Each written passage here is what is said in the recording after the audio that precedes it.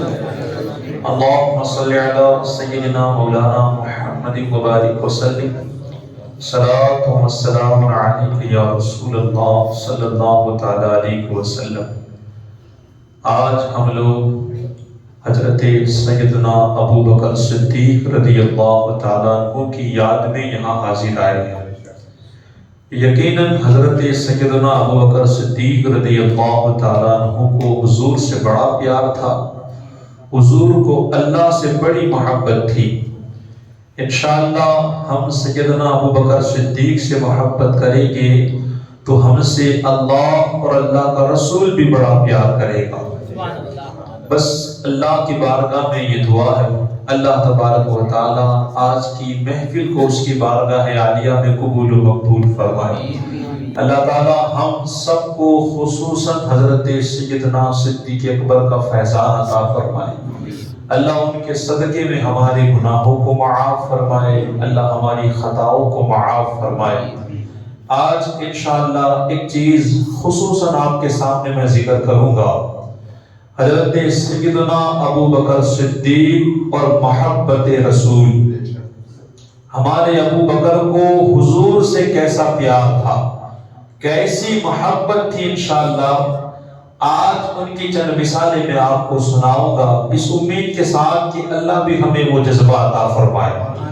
اس سے پہلے آئیے ایک کلام پیش کرتا ہوں، محبتوں کے ساتھ سنیں، آپ بھی مل کے پڑھنے کی کوشش کریں، جھوم کے درود پاک پڑھیں۔ اللہم صلی علی سیدنا مولانا محمد مبارک وسلم، صلاۃ و سلام علیک یا رسول اللہ صلی اللہ تعالی علیہ وسلم۔ مل کے پڑھیں۔ نعرہ تکبیر اللہ اکبر، نعرہ تکبیر اللہ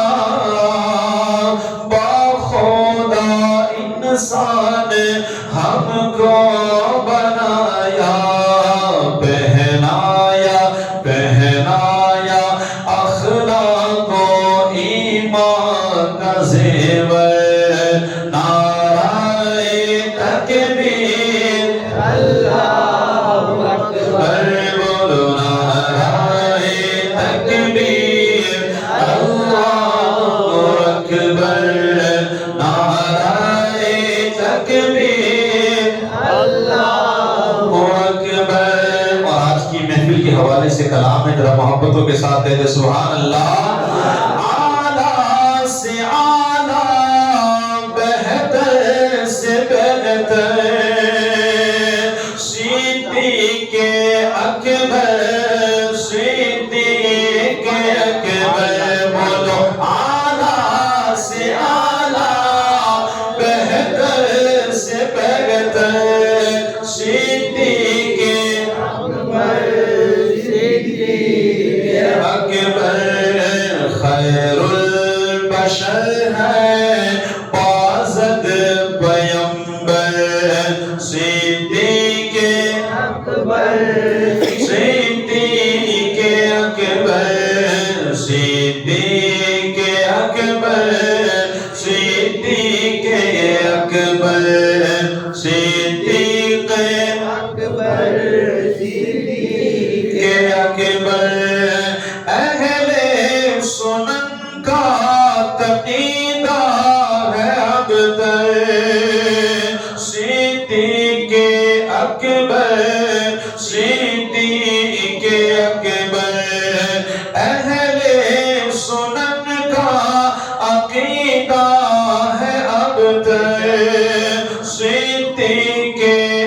اکبر صدیق اکبر فاروق عثمان و حیدر سے بڑھ کر صدیق اکبر صدیق اکبر بولو صدیق اکبر صدیق اکبر صدیق اکبر صدیق اکبر قرآن میں بھی ہے تیرا بیان ہے مدحت سرا مصطفیٰ کی زبان ہے قرآن میں بھی تیرا بیان ہے مدحت سرا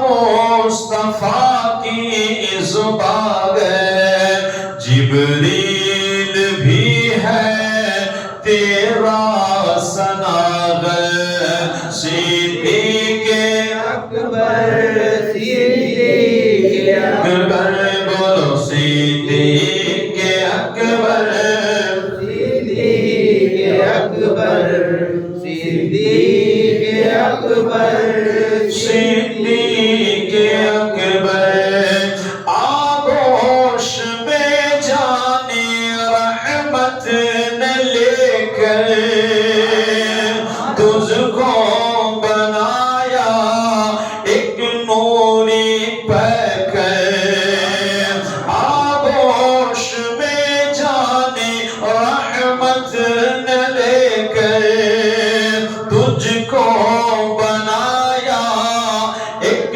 نوری پیکر قرب محمد قرب محمد تیرا مقدس صدیق اکبر صدیق اکبر صدیق اکبر صدیق اکبر صدیق اکبر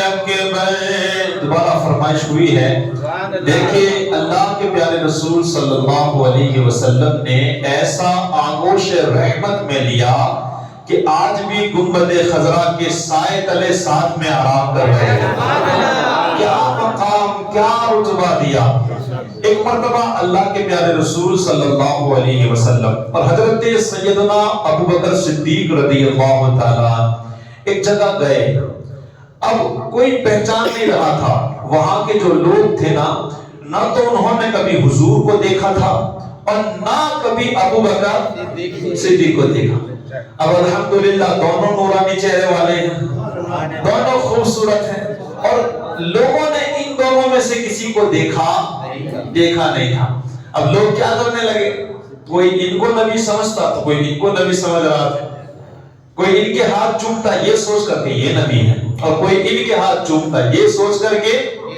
یہ نبی ہے لوگ پہچانتے نہیں تھے ابو بکر صدیق رضی اللہ تعالیٰ عنہ نے دیکھا کہ کچھ لوگ شک میں پڑ رہے ہیں کیا کر رہے ہیں شک میں پڑ گئے ہیں کچھ لوگ مجھے نبی سمجھ رہے ہیں آپ کھڑے ہوئے اور حضور پر اپنی چادر کا سایہ کر دیا گویا آپ یہ بتانے لگے کہ میں نبی نہیں میں تو ان کا غلام ہوں آپ نے سایہ کر دیا اللہ اکبر حضور کو یہ ادا گویا اتنی پسند آئی اللہ کے پیارے رسول کے سر پہ حضرت ابو بکر نے چادر کا سایہ کیا میرے نبی نے گنبد خضرا کا سایہ کر دیا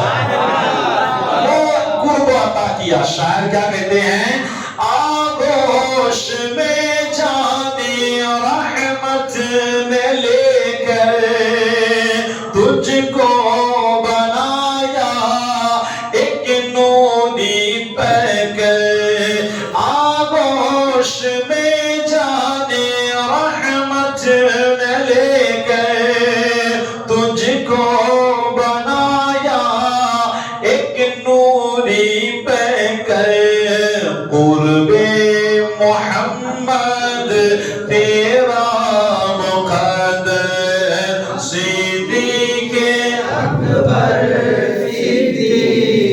اکبر صدیق اکبر صدیق اکبر صدیق اکبر. اور شاعر آخر میں کیا کہتا ہے ذرا ان کی تمنا دیکھیں. جس دم جدا جسم سے میری جان ہو اے کاش تسلیم ورد زبان ہو. جس دم جدا جسم سے میری جان ہو اے کاش تسلیم ورد زبان ہو. فاروق اعظم عثمان و حیدر اور صدیق اکبر صدیق اکبر صدیق اکبر صدیق اکبر صدیق اکبر.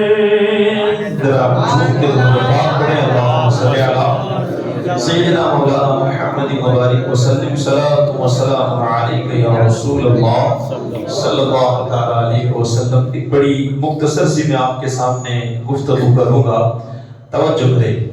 مجھے آج بس اتنا کرنا ہے کہ سیدنا ابو بکر صدیق رضی اللہ تعالیٰ عنہ کو حضور سے کیسی محبت تھی. حالانکہ ہم تو بیان کر ہی نہیں سکتے ہیں, لیکن کوشش کرتا ہوں کچھ آپ کو سمجھا سکوں, کیونکہ ہم لوگوں کا بھی تو ایک دعویٰ ہے. وہ کیا ہے؟ بچہ بچہ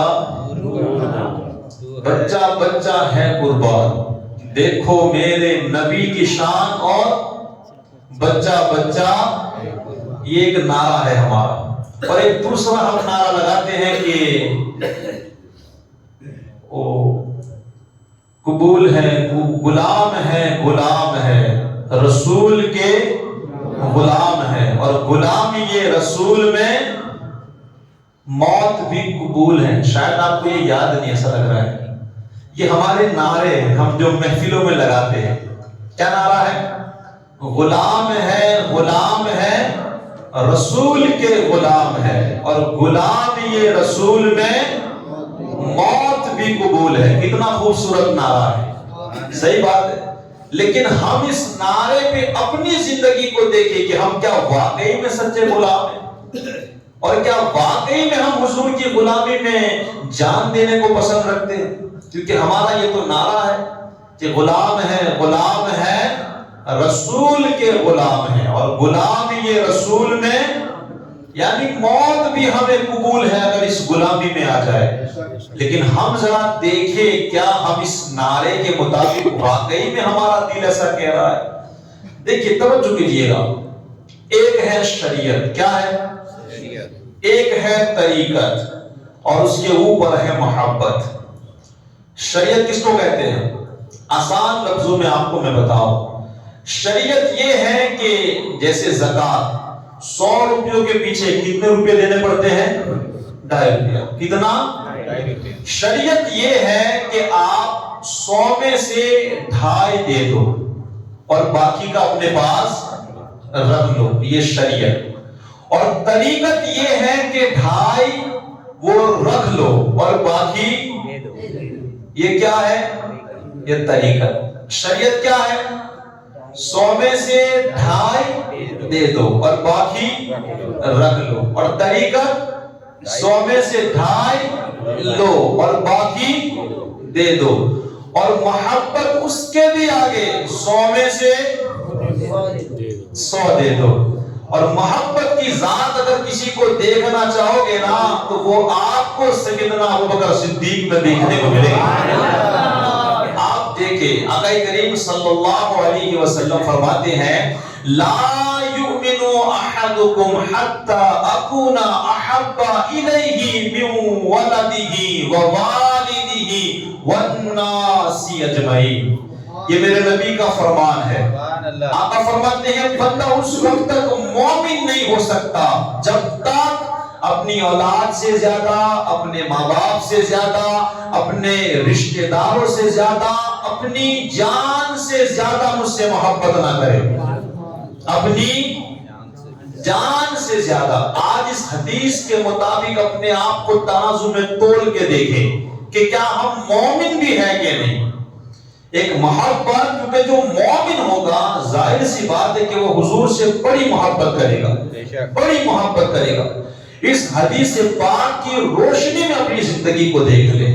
لا یؤمن احدکم حتی اکون احب الیہ من والدہ وولدہ والناس اجمعین۔ سب سے زیادہ، چاہے ماں ہو، چاہے باپ ہو، چاہے اولاد ہو، چاہے رشتہ دار ہو، چاہے تمہاری دولت یا پھر تمہاری اپنی جان کیوں نہ ہو، ایک مومن کی شان یہ ہے کہ وہ سب سے زیادہ کس سے محبت کرتا ہے؟ اللہ کے رسول سے۔ اور وہی مومن ہے ہم جن کا ذکر کرنے کے لیے بیٹھے ہیں نا، دیکھیں ان کی محبت ہے۔ سبحان اللہ۔ جنگ بدر کا موقع ہے اور سامنے کافروں کا لشکر کھڑا ہے، ادھر حضرت سیدنا ابوبکر صدیق حضور کے ساتھ مسلمانوں میں کھڑے ہیں، اور ادھر باپ اور سامنے کافروں کے لشکر میں ان کا بیٹا کھڑا ہے۔ کون ہے؟ یہ کتنا بڑا امتحان ہے۔ کافروں کی طرف سے لڑنے کے لیے کون آیا؟ اپنا بیٹا۔ حضور صلی اللہ علیہ وسلم سے اجازت چاہی کہ یا رسول اللہ آپ مجھے اجازت دے، میں اپنے بیٹے کی گردن اڑا دیتا ہوں۔ صرف محبت دے کہ حضور سے کیسا پیار ہے۔ اللہ اکبر۔ الغرض حضور نے اس وقت اجازت نہیں دی۔ زندگی گزری، جنگ ختم ہوئی، اللہ نے توفیق دی، آپ کے بیٹے نے اسلام کو قبول کر دیا۔ باپ بیٹا ایسے بیٹھے ہوئے تھے، باتیں کر رہے تھے۔ بیٹے کا نام ہے عبد الرحمن رضی اللہ، اب تو صحابی بن گئے ہیں۔ باتیں کرتے کرتے ایک بات نکل پڑی۔ بیٹے نے کہا کہ ابا حضور آپ کو معلوم ہے جنگ بدر میں آپ کے خلاف آیا تھا۔ کہا بیٹا معلوم ہے۔ کہا اس جنگ میں لڑائی کرتے کرتے آپ میری تلوار کے نیچے بھی آ گئے تھے، آپ کو معلوم ہے؟ کہا ہاں پتا ہے۔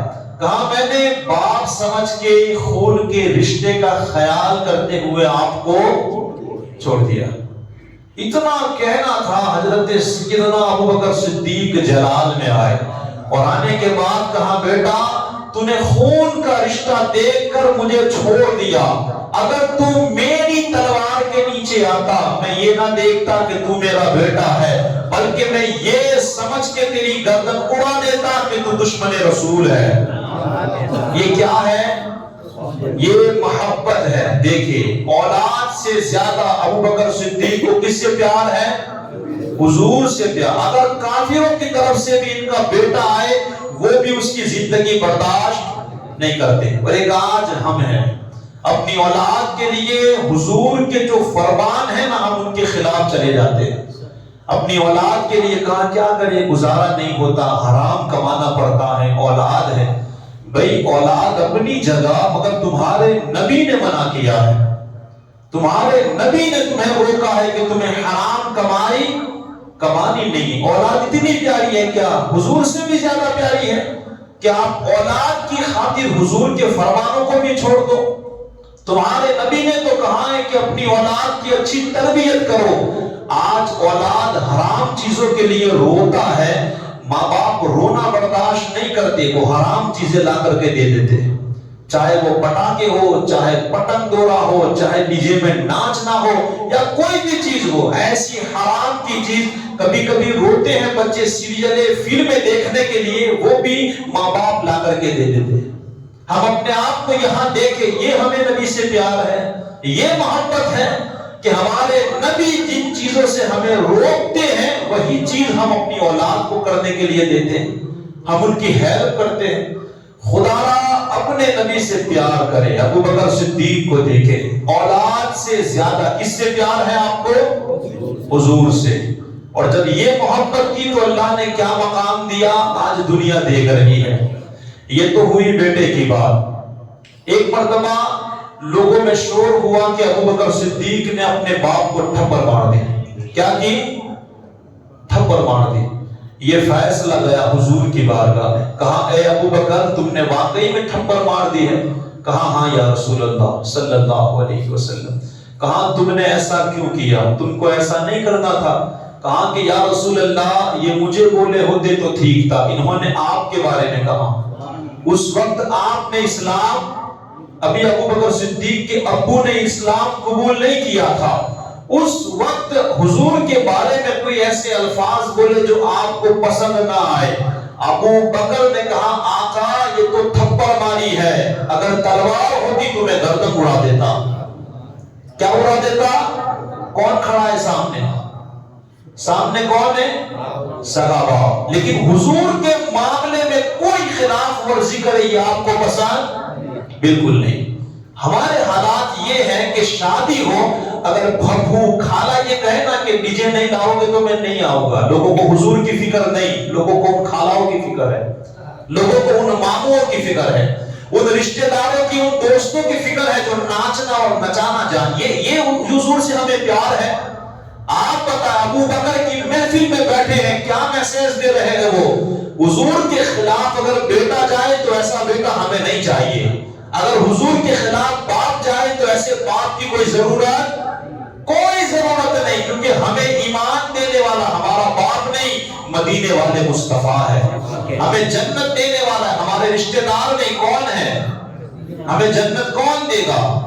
مدینے والے مصطفیٰ دیں گے۔ ہمیں قبر کے اندھیرے سے کون بچا سکتا ہے؟ وہ مدینے والے مصطفیٰ ہے۔ آپ بتائیں پرسرات پر جب آپ گزرو گے آپ کو وہاں کون بچائے گا؟ ہے کسی سے امید؟ کسی لیڈر سے، کسی دوست سے، کسی خاندان والے سے؟ کسی سے نہیں۔ کسی کو بھی پوچھو لوگ یہی کہیں کہ کاش ہمیں حضور وہاں بچائے گے۔ تو ہم جن سے لو لگا کے بیٹھے ہیں آج ان کی اتنی نافرمانی، وہ بھی دنیا والوں کے لیے، کئی دوستوں کے لیے، کئی خاندان والوں کے لیے۔ ابو بکر صدیق نے یہ پیغام دیا نبی کے خلاف کوئی بھی جائے آپ کو گوارا۔ ایک بہت بڑا اور میسیج میں آپ کو دیتا چلوں۔ آج دیکھیں اکثر گھروں پر جو بیٹیاں بیٹھی ہیں نا وہ ماں کی وجہ سے۔ کس کی وجہ سے؟ ماں کی وجہ سے۔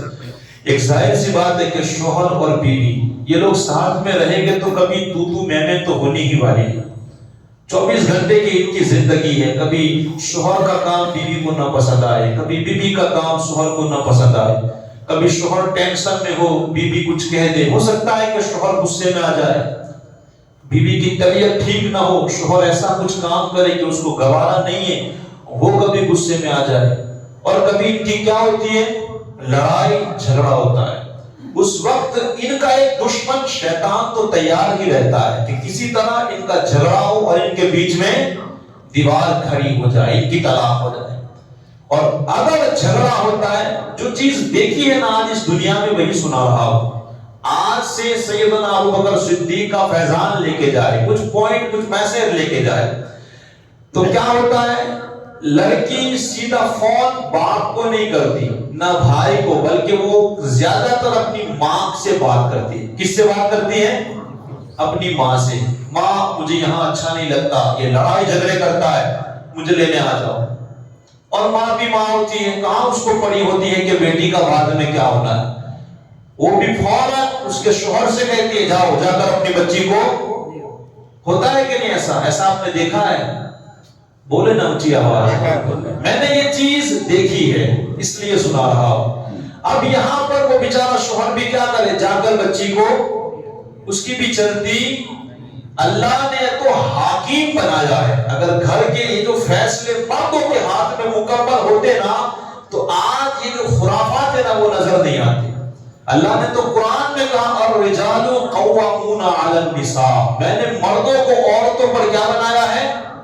حاکم بنایا۔ حکومت تو مرد کو کرنی چاہیے لیکن کون کرتی ہے؟ خاتون کرتی ہیں۔ شادیوں میں بھی کیا کرنا ہے، کس کو بلانا ہے، زیادہ تر عورتیں بنا کر دیتی، وہاں کمپوتری نہیں دینی، اس کو دعوت نہیں دینی، ایسا تو ایسا کرنا ہی ہے۔ بیچارہ شوہر کیا کرے؟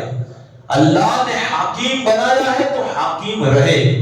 اب ہوتا کیا ہے؟ وہ شوہر جاتا ہے بیوی کو لے کر، وہ لڑکی کو لے کر چلا آتا ہے ایک باپ، اور پھر کئی سالوں تک وہ لڑکی بیٹھی رہتی ہے اور بعد میں پچھتانا پڑتا ہے. جب بوڑھے ہوتے ہیں نا تو انہیں افسوس ہوتا ہے کہ یار جو ہنسی کے دن تھے، جو کھیل کود کے دن تھے، ہم نے وہ جھگڑوں میں گزار دیے، اور بڑھاپے میں پتا چلا کہ ہمارا کوئی نہیں ہے، نہ ہماری ماں ہے، نہ ہمارا باپ ہے، نہ ہمارے رشتہ دار ہے، کوئی نہیں. اگر بیوی سوچتی ہے میرا کوئی تھا تو واقعی میں وہ میرا شوہر تھا، اور ایک شوہر سوچتا ہے میرا کوئی اگر خیر خواہ تھا تو وہ کون تھا؟ میری بیوی تھی.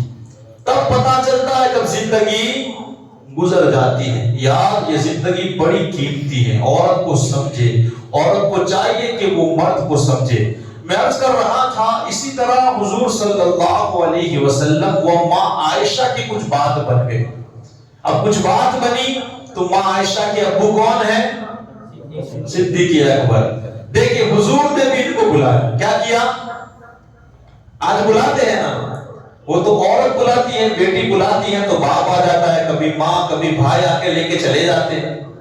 لیکن جیسے ہی حضور نے ابو بکر کو بلایا ماں عائشہ کے بارے میں بات کرنے کے لیے، تو حضور کھڑے تھے، ماں عائشہ کھڑی ہے.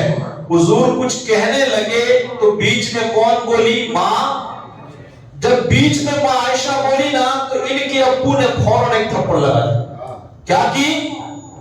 بولے آپ ایک تھپڑ ماری کہ حضور بول رہے ہیں اور تو بیچ میں بات کر رہی ہے. کتنا پیار ہے حضور سے، اپنی بیٹی سے بھی، اور اپنے حضور سے. ایک تھپڑ جیسے ہی ماری نا تو ماں عائشہ ان کے حضور کے پیچھے چلی گئی، حضور سے بچاؤ لیا. تو حضور فرماتے ہیں کہ اے ابو بکر، میں نے تمہیں اس لیے نہیں بلایا تھا کہ تم تھپڑ مار دو، مگر حضور کا وہ عشق تھا ابو بکر کے سینے میں کہ آپ کسی کی پرواہ نہیں کرتے. تو اگر میاں بی بی ہماری بھی انشاءاللہ اولادیں ہیں، اگر زندگی میں ان کی کچھ بن جائے نا تو فیصلہ لینے میں جلد بازی نہ کریں، ہمیشہ شریعت کے ترازو میں تول کے دیکھیں کون صحیح ہے، اور اپنی بیٹی کو زیادہ تر نصیحت کرے کہ بیٹا یہ عام نہیں، یہ تیرا شوہر ہے. کون ہے؟ اور اس کا مقام جو ہے اسے بتائے. خیر بات لمبی ہو جائے گی. میں عرض کر رہا تھا حضرت سیدنا ابو بکر صدیق کو اپنی بیٹی سے زیادہ پیار حضور سے ہے، اپنے باپ سے زیادہ پیار حضور سے ہے، اپنی اولاد سے زیادہ پیار حضور سے ہے، اور اپنی جان سے بھی زیادہ پیار حضور سے ہے. ایک آخری بات ہے کہ اپنی بات کو میں انشاءاللہ مکمل کرنے کی طرف بڑھوں گا. حضرت سیدنا ابو بکر صدیق رضی اللہ تعالی جب ایمان نہیں لائے تھے، اس وقت بھی حضور صلی اللہ علیہ وسلم سے ان کی بڑی محبت تھی. حضور نے ادھر نبوت کا اعلان نہیں کیا تھا تو بھی ان کی کیا تھی؟ دوستی تھی. ساتھ میں اٹھتے تھے، بیٹھتے تھے، کھانا بھی کھاتے ہوگے. اور میں نے پڑھا ہے کہ کبھی کبھی سفر میں بھی یہ لوگ ساتھ جایا کرتے تھے. تو حضور صلی اللہ تعالی علیہ وسلم سے تو معجزات یہ بچپن سے ہی ظاہر ہو رہے تھے. تو ابو بکر نے اپنی آنکھوں سے کئی چیز دیکھی تھی. ان کو بڑا دل تھا حضور پر، بڑا دل تھا، اور گویا یہ اللہ ہی ان کو تیار کر رہا تھا. اللہ ہی ان کو کیا کر رہا تھا؟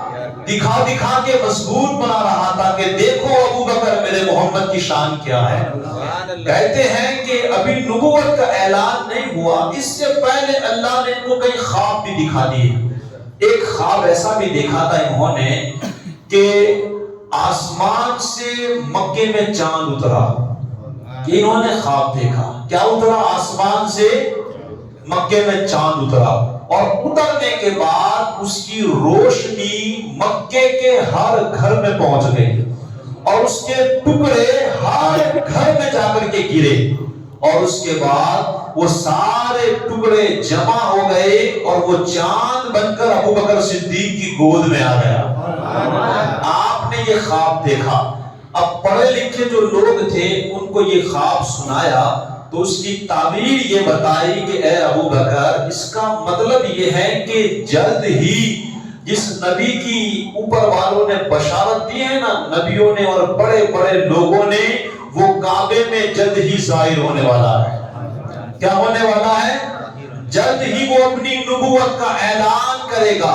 اور جب حضرت سیدنا ابو بکر صدیق کو پتا چلا کہ حضور نے نبوت کا اعلان کر دیا، آپ گئے، کوئی معجزہ طلب نہیں کیا، بس کہا کہ آپ نے نبوت کا دعویٰ کیا، کہا ہاں آپ سچے دل سے کلمہ پڑھ کے مسلمان ہو گئے، سچے دل سے کلمہ پڑھ کے مسلمان۔ اور پھر جو انہوں نے حضور سے وفاداری کی ہے نا، اللہ اکبر، اتنے خوبصورت یہ واقعات ہیں کہ سننے لائق، لیکن بات بڑی لمبی ہو جائے گی، میں صرف ایک واقعہ کہہ کے اپنی بات کو ختم کروں گا۔ آپ سوچیں، آج یہ دور ہے، کتنے مسلمان ہیں؟ گن سکتے ہیں ہم، کروڑوں کی تعداد میں۔ ہم دوسرے ملکوں کی نہیں، صرف یہیں کی بات کر رہا ہوں۔ کتنے لوگ ہیں؟ کروڑوں لوگ۔ لیکن لوگ ویڈیو کے ذریعہ کھلے عام حضور کی گستاخی کرتے ہیں۔ ہم سے کچھ ہوتا ہے؟ کچھ نہیں ہوتا۔ ایک ویڈیو بنا کر ہمیں جواب دینے کی ہمارے پاس طاقت نہیں ہے۔ ایک جواب، ہمیں کوئی چھیڑے، ہمارے پاس ڈنڈا موجود ہے، ہم باہر نکل جاتے ہیں بدلہ لینے کے لیے۔ ہماری اولاد کو کوئی چھیڑے، ہم فوراً لڑائی کے لیے باہر نکل جاتے ہیں۔ اگر ہمارے پیر صاحب کے بارے میں کوئی بول دے، ہمارا دماغ کام نہیں کرتا، ہم لڑائی جھگڑے کے لیے کھلے عام باہر چلے آتے ہیں۔ اور اگر کوئی حضور کی گستاخی کرے، کوئی اللہ کی شان میں غلط بولے، کوئی مسجدوں کو گرانے کی بات کرے، ویڈیو کو چھوڑو، ایک کامنٹ دینے کی ہمارے پاس طاقت نہیں رہتی۔ یہ بات بڑی حقیقت ہے، بھلے کڑوی ہو، ہے کہ نہیں؟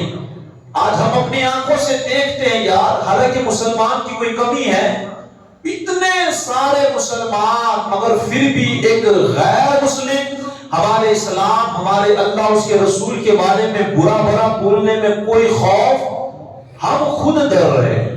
یہ ہمارے ایمان کی حالت ہے۔ آپ سوچیں، وہ دور جہاں چاروں طرف صرف کفار ہی کفار ہے، حضور نبوت کا اعلان کر رہے ہیں، کافروں کے بتوں کو برا بھلا کہہ رہے ہیں، اسلام کا پرچم لہرانے کی کوشش کر رہے ہیں۔ بتائے کافروں نے اتنا ظلم کیا، اس وقت حضور کی مدد کرنا یہ کتنا بڑا کام ہے؟ کس میں ہمت ہوگی؟ کوئی مسلمان کوئی نہیں ہے۔ کہتے ہیں کہ عورتوں میں سب سے پہلے آپ کی بی بی حضرت خدیجہ نے اسلام قبول کیا، اور مکمل مردوں میں حضرت سیدنا ابو بکر صدیق نے۔ لیکن ایسے لمحے میں بھی کبھی حضور کو ابو بکر نے تنہا کبھی نہیں ہونے دیا۔ آپ کی بہادری، اگر ہم سے پوچھا جائے آج کہ بھئی بہادر کون ہے، ہم بے دھڑک مولا علی کا نام لیں گے۔ کس کا نام؟ بہادر تو حضرت علی تھے، اور حضرت علی کو جب پوچھا گیا نا کہ سب سے بڑا بہادر کون، تو مولا علی فرماتے ہیں وہ تو ابو بکر صدیق ہے۔ کیسے بہادر؟ کہتے ہیں کہ 37 یا 38 لوگ مسلمان بنے۔ کتنے لوگ؟ 37 یا 38 لوگ۔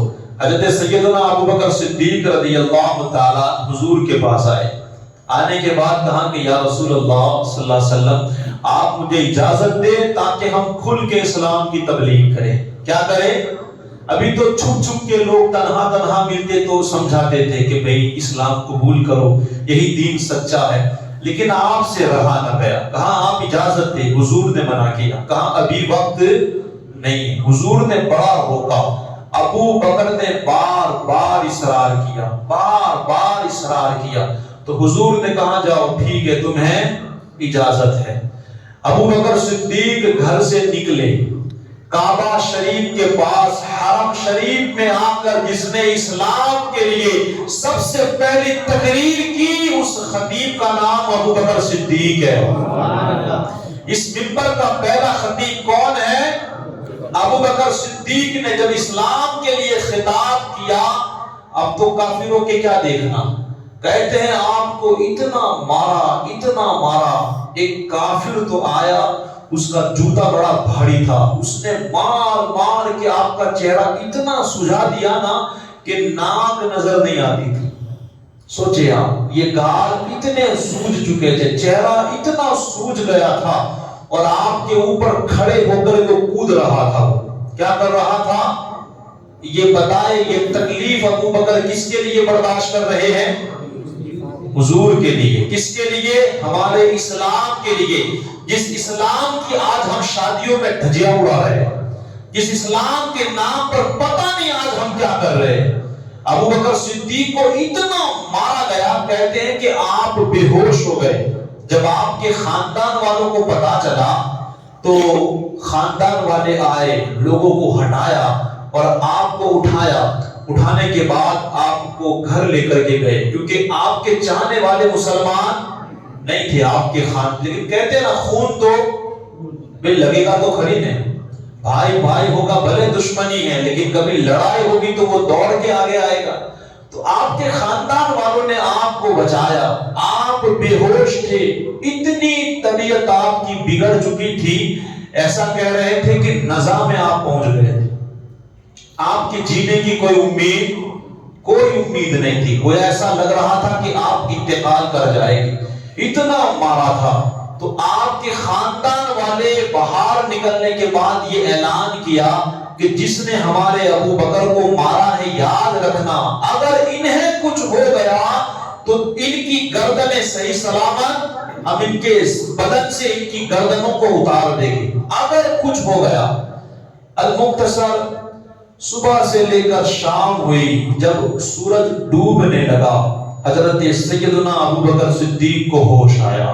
کہے آپ بس آخری بات ہے، آپ کو ہوش آیا.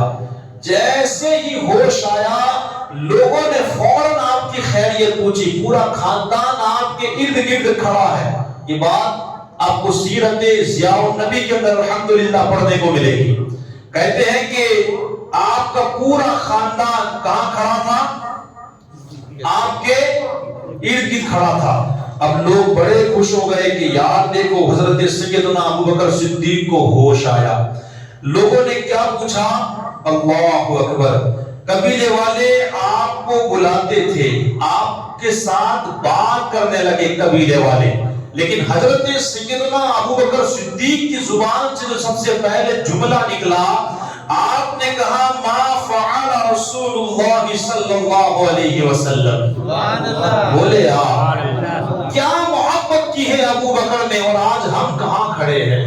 نماز میرے نبی کی آنکھوں کی ٹھنڈک، لیکن ہم فجر میں اٹھ نہیں پاتے. عشاء پڑھے بغیر ہمیں نیند آ جاتی ہے. اللہ خیر کرے. کہتے ہیں کہ حضرت ابو بکر نے سب سے پہلے یہ جملہ کہا ما فعل رسول اللہ صلی اللہ علیہ وسلم. یہ بتائے کہ میرے آقا میرے ہادی کا کیا حال ہے. خود بے ہوش ہے، چہرہ سوج گیا ہے، نہ کھانا کھایا نہ پانی پیا ہے، موت کے منہ سے باہر آ رہے ہیں. سماج والے کھڑے ہیں مگر کسی کی فکر.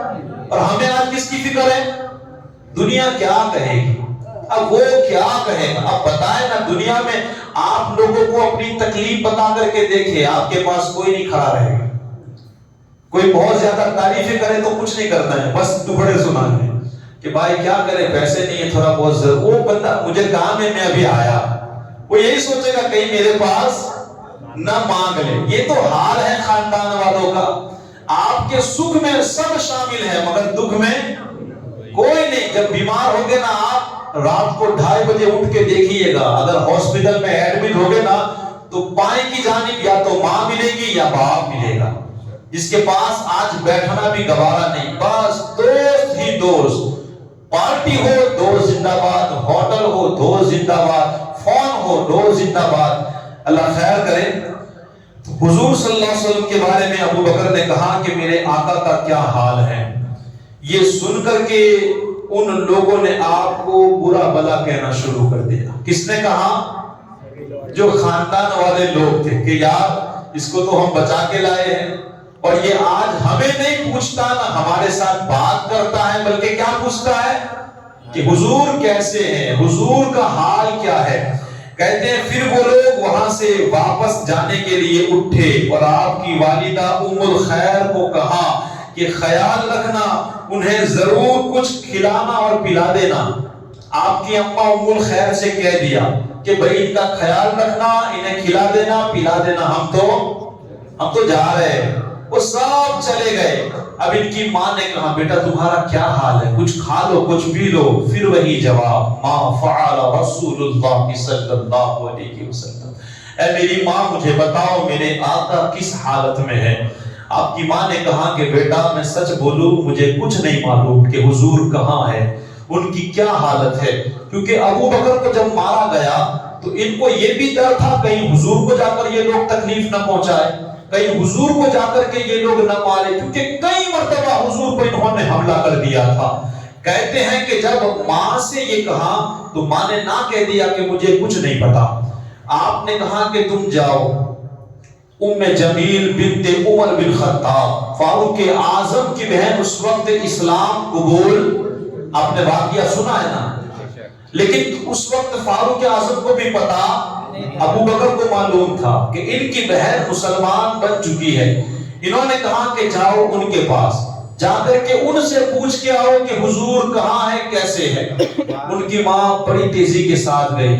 ام جمیل سے جب پوچھا نا کہ بتاؤ محمد مصطفیٰ کیسے ہے، وہ ڈر گئے، کیونکہ انہیں ایسا لگا کہ انہیں نہ پتا چل گیا ہو کہ میں مسلمان ہو گئی، کیونکہ سب ایمان اپنا چھپا رہے تھے. وہ ڈر گئی. انہوں نے کہا کہ دیکھو میں نہ تو ابو بکر کو جانتی ہوں نہ میں محمد مصطفیٰ کو جانتی ہوں، میں کسی کو نہیں جانتی. کہا کہ تمہارا بیٹا کہاں ہے؟ کہا وہ بے ہوش، ابھی ابھی ہوش آیا ہے، تکلیف میں. کہا چلو میں تمہارے بیٹے کے پاس چلتی ہوں. جب آپ وہاں گئے ابو بکر صدیق کو اس حالت میں دیکھا، وہ رو پڑے اور آنسو نکل گئے اور کافروں کو برا بھلا کہنے لگے، وہ فاسق، وہ فاجر، وہ کافر لوگ تمہاری کیا حالت بنا کے رکھی ہے. پھر یہی بات حضرت ابو بکر صدیق نے کہی ما فعل رسول اللہ صلی اللہ علیہ وسلم. اے ام جمیل یہ بتاؤ کہ حضور کہاں ہے کیسے ہے. اب ام جمیل نے ایک مرتبہ ان کی اماں کی طرف دیکھا، کہا یہ کھڑے ہیں میں کیسے بتاؤں. تو ابو بکر نے کہا کہ تم میرے ماں کی فکر نہ کرو، تم بتاؤ. تو ام جمیل نے کہا کہ الحمدللہ حضور بالکل ٹھیک ہے، حضور بالکل صحیح ہے، ابھی بھی آپ کو اطمینان نہیں ہوا. کہا کہ چلو مجھے حضور کے پاس لے کر کے جاؤ، میں اپنی آنکھوں سے دیکھوں گا نا کہ حضور ٹھیک ہے تبھی مجھے اطمینان آئے گا. کہتے ہیں کہ جب آپ نے باہر جا کر کے دیکھا تو دیکھا کہ لوگ آنے جانے والے لوگ آ رہے تھے، لوگ جا رہے تھے. تو ام جمیل کو یہ اچھا نہیں لگا کہ میں ان کو ایسی حالت میں لے کر کے جاؤں. جب تھوڑی رات گزری دیکھا کہ اب آنا جانا سب کچھ بالکل بند ہو چکا ہے، تو آپ ٹیکے کے سہارے آپ کی ماں اور ام جمیل فاروق اعظم کی بہن وہ لے کر کے حضور کے پاس گئی. جب حضور کے پاس گئی حضور نے ابو بکر کو دیکھا، بتائے کیا گزری ہوگی. چہرہ سوج چکا ہے، حضور کی آنکھوں سے بھی آنسو نکل گئے ہوگے. اور جیسے ہی حضور نے کہا نا اے ابو بکر کیسا ہے، کہا یا رسول اللہ بس آپ ٹھیک ہو؟ الحمدللہ میں ٹھیک ہو چکا ہوں، اب مجھے اطمینان ہے. آقا یہ میری ماں ہے، اب اس کے لیے دعا کرے اللہ اسے بھی اسلام کی برکت عطا فرمائے. اللہ کے رسول نے دعا کی، آپ کی ماں نے اسلام قبول کیا اور مسبب اسلام ہو گئے.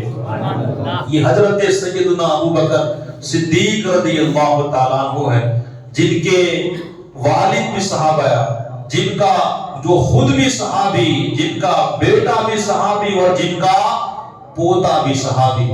اور یاد اتنی شانوں کے مالک، انہوں نے بتایا ہے حضور سے محبت کیسی کی جائے، انہوں نے سمجھایا ہے حضور کی عزت کیسی کی جائے.